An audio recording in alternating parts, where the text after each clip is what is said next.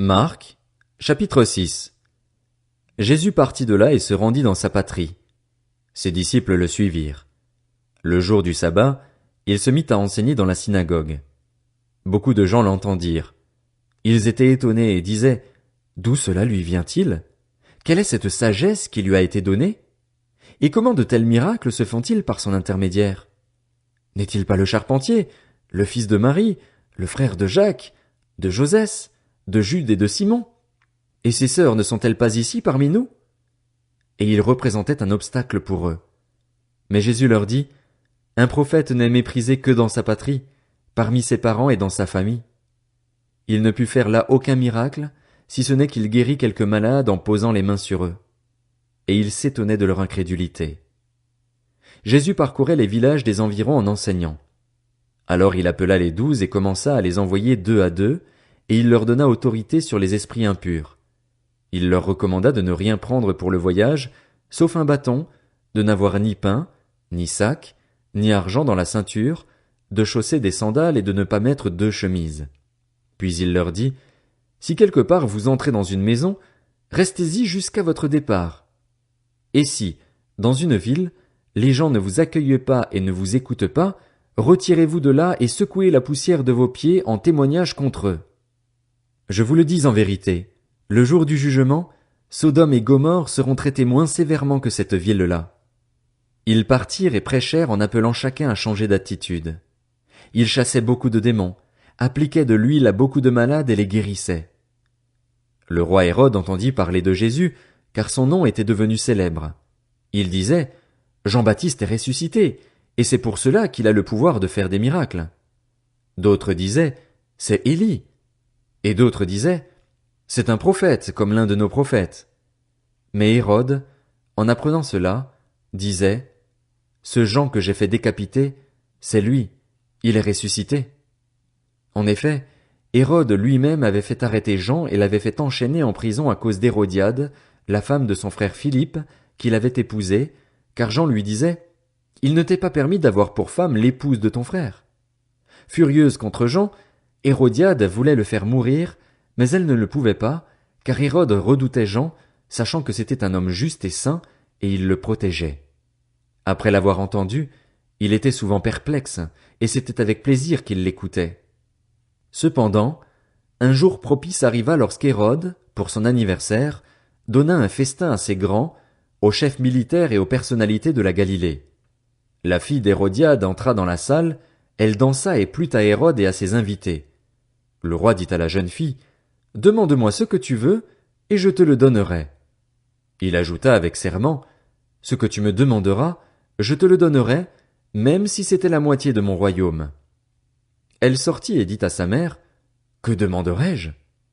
Sa mère répondit: La tête de Jean-Baptiste.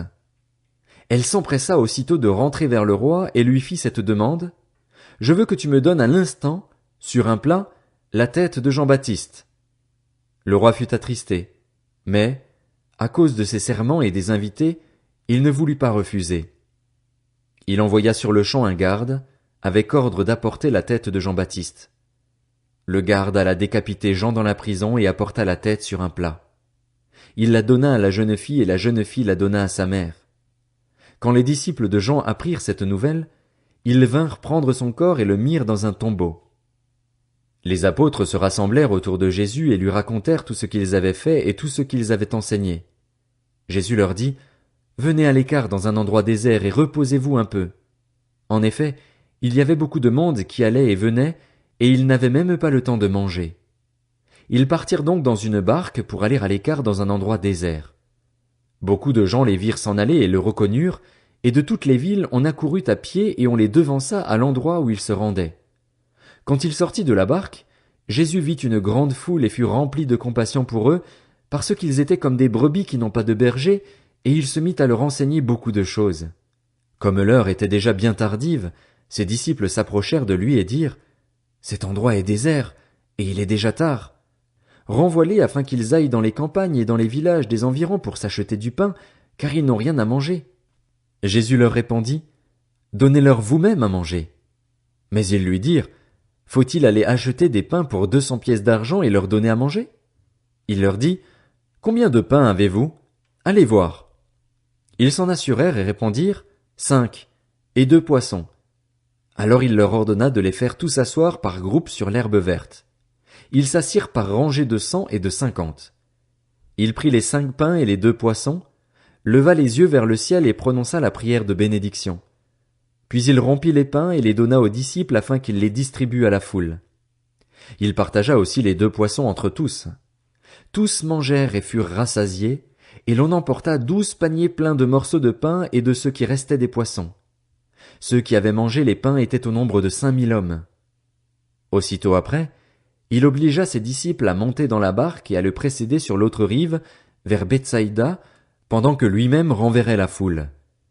Quand il l'eut renvoyé, il s'en alla sur la montagne pour prier. Le soir venu, la barque était au milieu du lac et Jésus était seul à terre. Il vit qu'ils avaient beaucoup de peine à ramer, car le vent leur était contraire. Vers la fin de la nuit, il alla vers eux en marchant sur le lac, et il voulait les dépasser. Quand ils le virent marcher sur le lac, ils crurent que c'était un fantôme et ils poussèrent des cris, car ils le voyaient tous et ils étaient affolés. Jésus leur parla aussitôt et leur dit, « Rassurez-vous, c'est moi, n'ayez pas peur. » Puis il monta près d'eux dans la barque, et le vent tomba. Ils étaient en eux-mêmes extrêmement stupéfaits et étonnés, car ils n'avaient pas compris le miracle des pains, parce que leur cœur était endurci. Après avoir traversé le lac, ils arrivèrent dans la région de Génézareth et y abordèrent. Dès qu'ils furent sortis de la barque, les gens reconnurent Jésus et parcoururent tous les environs. Ils se mirent à apporter les malades sur des brancards là où ils apprenaient sa présence.